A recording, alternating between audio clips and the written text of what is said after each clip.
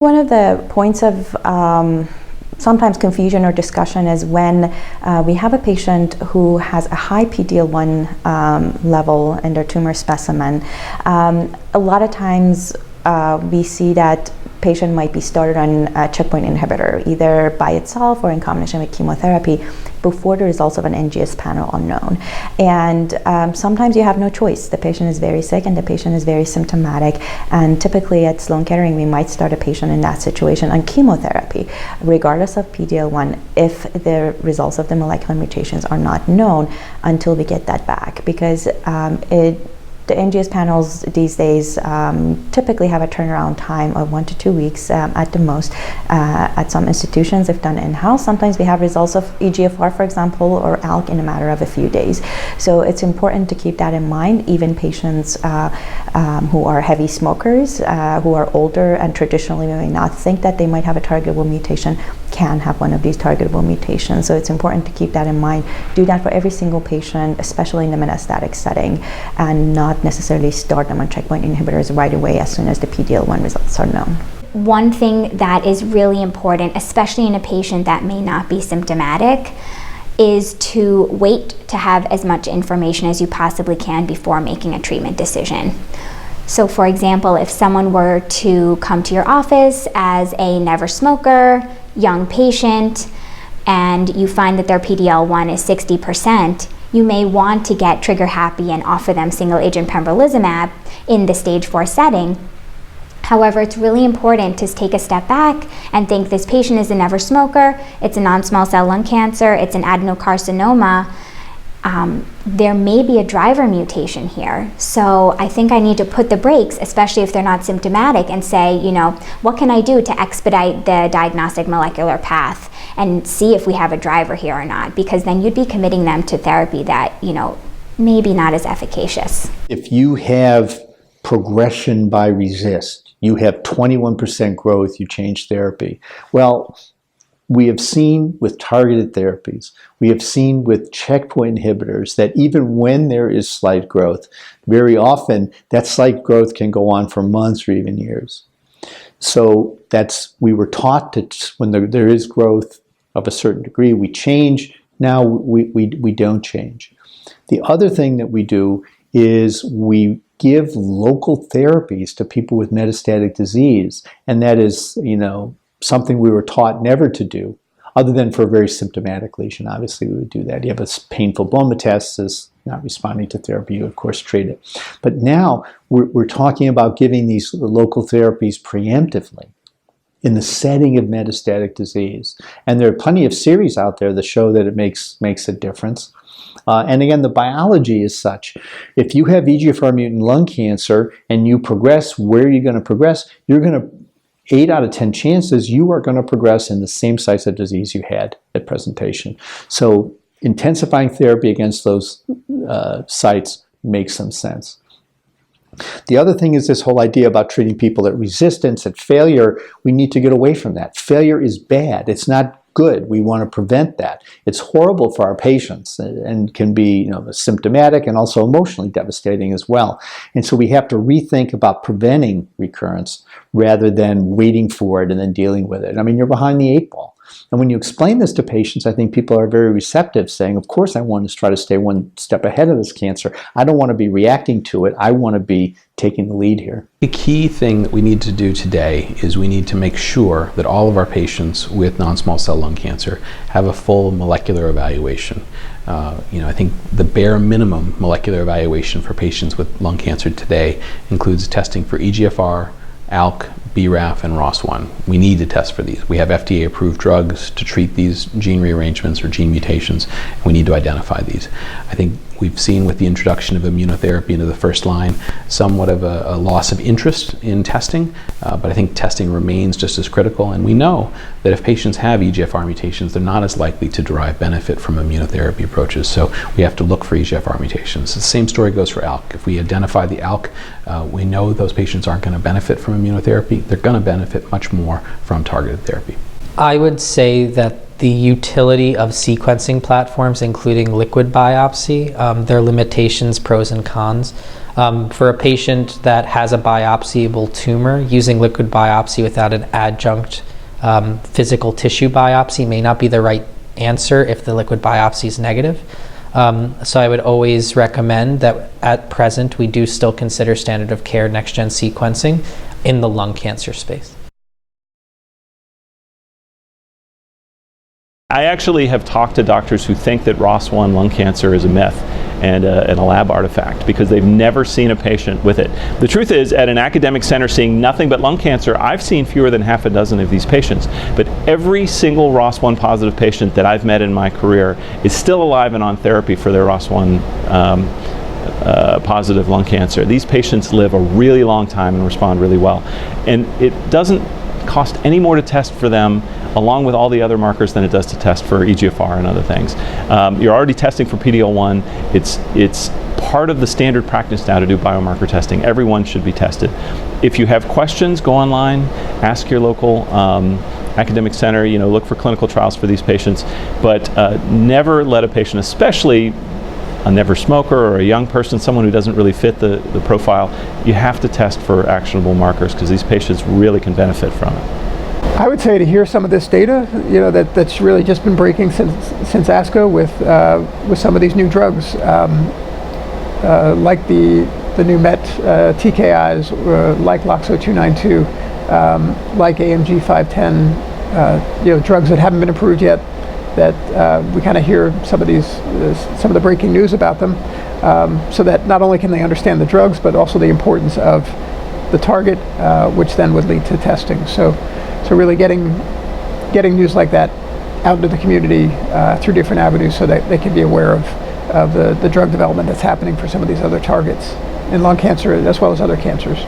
It's important for everyone to know that lung cancer screening is recommended, is available, but for some reason the uptake of the screening for lung cancer specifically has been overall low, even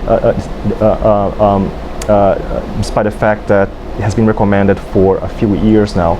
I think we just need to understand exactly why. I don't know if this is something that is widely known among all providers in the community.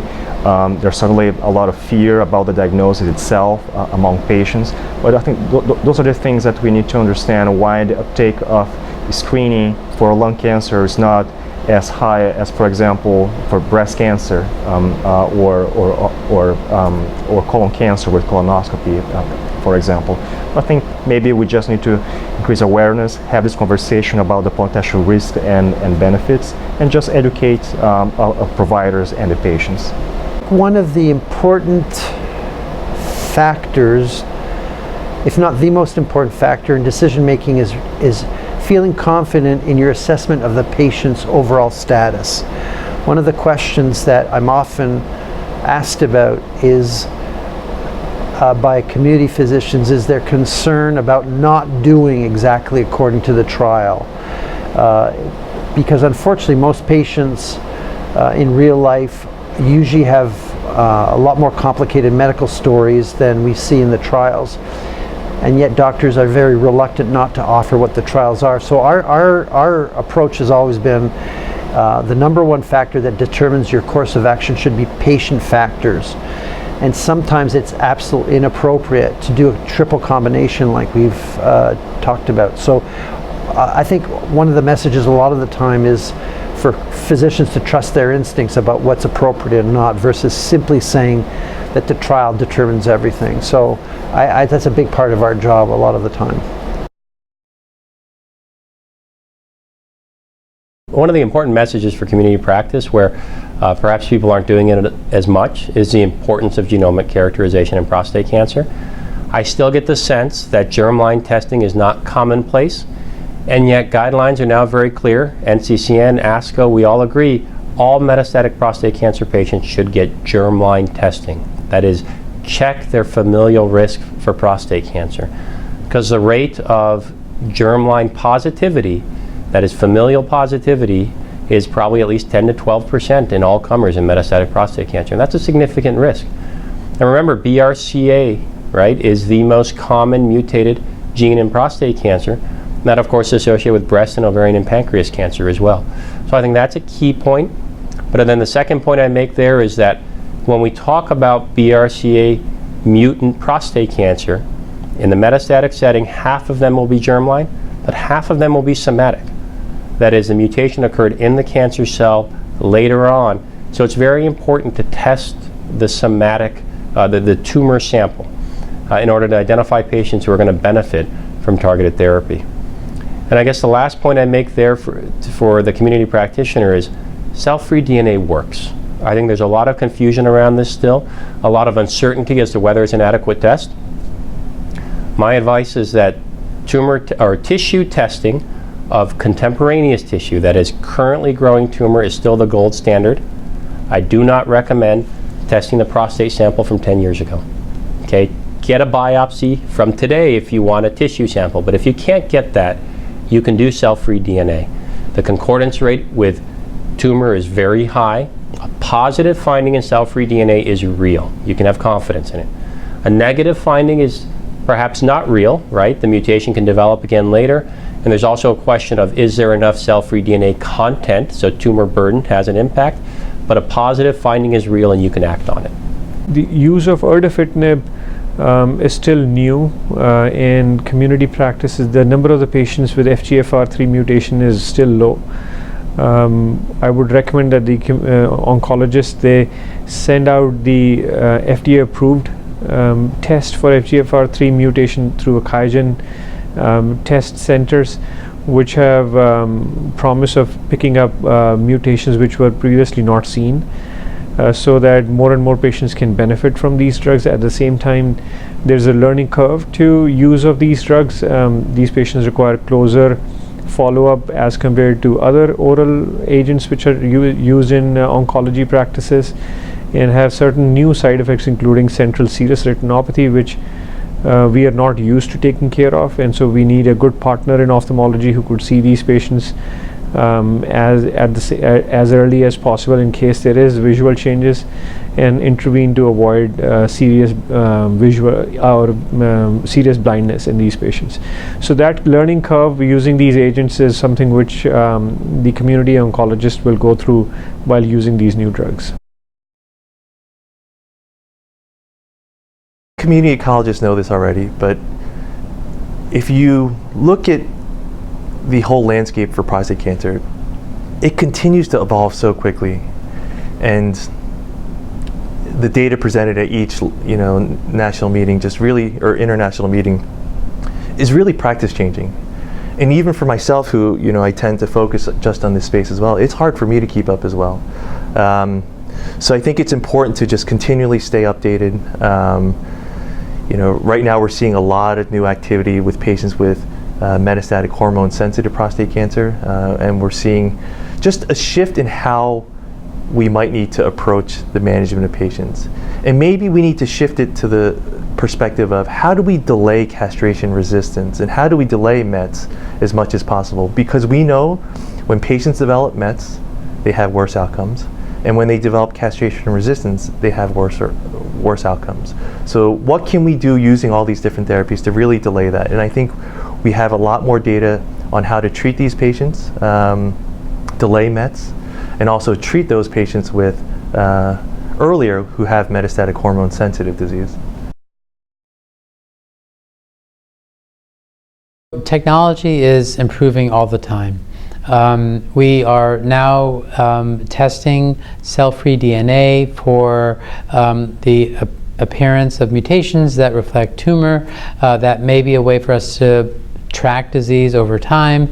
We're using cell-free DNA as a predictive marker for the risk of recurrence in colon cancer, and that the same will be true in upper GI cancers as well. And then the other thing that I think is important is, I think people in the community do know this, but I think it's worth repeating, testing for mismatch repair deficiency is critical, because if you are deficient in these mismatch repair proteins, you have a chance of benefiting from immunotherapy, a considerable chance, and that could be really life-changing. There is a sentiment of resignation that exists when patients are diagnosed with pancreatic cancer, that the the healthcare community at large cannot help these patients, that it's such a bad disease, and that the patients are going to die quickly, and we really can't turn those statistics around. I think that is false. I think that there's a lot of amazing research going on now, and we are improving outcomes slowly. I want people to know that there always is treatment, and that it's best to find out about clinical trials that are going on in the disease, and also to seek out a pancreatic cancer expert for at least to get a second opinion about what should you do for your treatment. If you live far away from a center that specializes in it, it's always good to get another opinion. And nowadays there are even virtual online second opinion services that patients can do, so they don't have to travel. So I think that we really need to reinforce the fact that we are developing better treatments for this disease, and it's very important to have the tumor tested for genomics so that we can find out what could be driving the cancer and potentially use different treatments other than chemotherapy, and that may also direct patients into clinical trials that way if we sequence the tumors.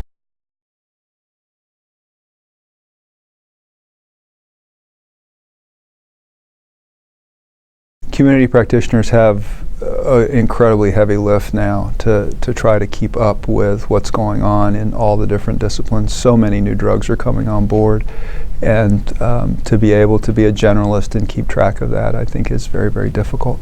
So I don't think that there's anything in particular that I wish they knew that I have a feeling that they don't know. I have great admiration for their ability to maintain such a broad knowledge base. So I think it's mainly helping them connect with information resources so that they can maintain that up-to-dateness, if you will. One of the important things to be aware of in triple-negative breast cancer is the heterogeneity of this disease. And so when you're faced with treatment recommendations for a woman with triple-negative breast cancer, we need to think first, what is her germline BRCA1 or 2 mutation status? And second, we need to be thinking, what is the PD-L1 status of this tumor? And finally, we need to be thinking about next-generation sequencing on those tumors to identify things like MSI high or NTRK mutations or AKT or PI3 kinase alterations, because these frequent alterations can lead to matching targeted therapy unique to their disease. If we're narrowing down our focus to the use of gene expression assays, I think it's important for clinicians to understand that the information provided by these assays, including especially the 21 gene recurrence score, is really very important and in fact critical for making decisions about the use of chemotherapy. But that a clinical decision needs to consider all of the factors, including the patient's age, and clinical pathologic features like the size of the tumor, the grade of the tumor, the extent of lymph node metastasis. And I think if we can develop better tools that can integrate those clinical features and the gene expression features for some of these more sophisticated tests, I think we'll improve our ability to provide good advice to our patients. Some of those tools are already out there, like the RSPC tool, which integrates age, tumor size, grade, and recurrence score for patients who have node-negative disease. We're working on ways to improve the RSPC. There are other tools available that one can use. So I guess the take-home message is that clinicians should consider all of the factors when ordering the test and when interpreting the results of the test. one thing that's going to become a bigger issue in HER2 positive disease that's probably not quite standard of care in community practice right now is the identification of HER2 low patients. So the patients that aren't 3+ or FISH positive, but those patients that are perhaps 1+ or 2+ in immunohistochemistry. We've seen data from DS-8201, the Daiichi AstraZeneca drug, that shows a pretty impressive response rate in those HER2 lows. Previously, no molecule has really been able to show us that in the HER2 lows, but this molecule does. And so I think a lot of times places have gone away from necessarily getting IHC, standard of care, on all of their patients, and instead are just getting FISH. And I think that's going to go back to where we need to see a FISH and we need to see an IHC to figure out which patients may qualify for these trials, and ultimately which patients are going to benefit from drugs that may have great efficacy in the HER2 low space. Transplant patients are eligible regardless of age. Age is just a number. Patients with renal failure on dialysis are also transplant eligible, and all the studies to date continue to show a benefit for progression-free survival and transplant regardless of new agents. I'll show some data from the Forte trial, which patients with high-risk disease had a significant benefit when they got transplanted despite getting intense induction treatment with KRD. One thing that that is very common potentially in community practice that I think is important to reconsider is that in Hodgkin lymphoma there is a notion that potentially no patients should receive radiation as part of their frontline treatment, and I think that certainly we need to reduce radiation for numerous patients.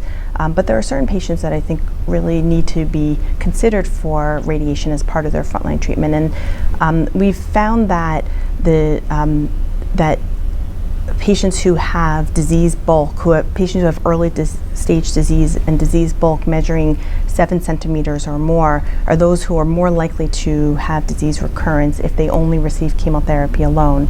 So for patients who are over 30 years of age, who have masses that are greater than 7 centimeters at baseline when they're presenting, I typically will continue to use combined modality therapy for those patients. And I think that that's something that needs to be considered for that patient population. I wish that there were more widespread testing for prognostic factors in patients with CLL at or near the time of therapy, and that would really guide treatment decision making. So some of the research that we've recently presented has suggested that not a lot of people have the appropriate prognostic tests, and when they do, at least a third of the time the wrong decision is made in terms of treatment selection. So before we kind of put the cart before the horse and start talking about sophisticated combinations and resistance mechanisms, back to basics in terms of simple analyses, FISH, IGHV testing, how to perform and or interpret those results to make the best decision for patients.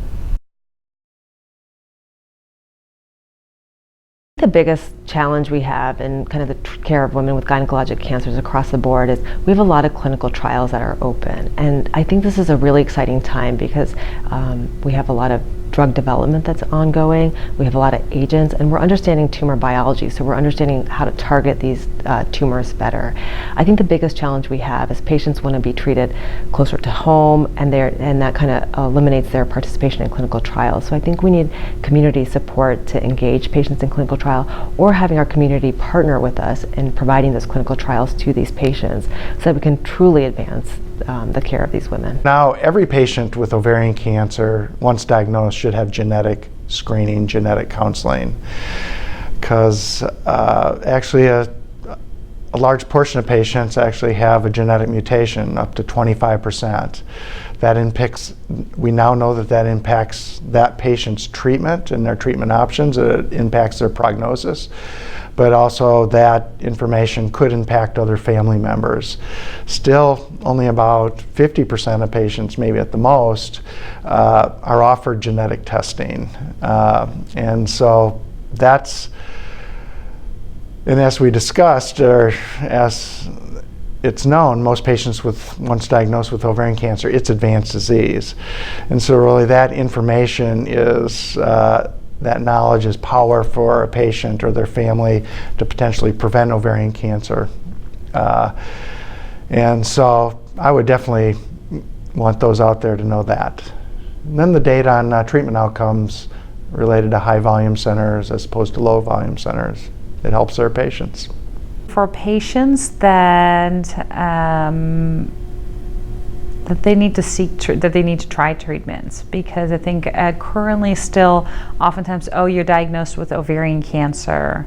If we go, obviously prevention is really important and being aware of symptoms, but then also if you're diagnosed with it, oftentimes an ER physician or some kind of primary care physician may say, oh, ovarian cancer, that's going to be bad. You're going to be, you're not going to be here in 2 years, so better get your affairs in order. But there's actually a lot of new treatments, very effective treatment that we've really been able to allow patients to live a lot longer with good quality of life and even cure some patients. So I just saw my patient back who started with stage 4 with liver and lung mets 5 years ago, and we just celebrated her 5-year follow-up visit and she hasn't recurred. So there's hope out there.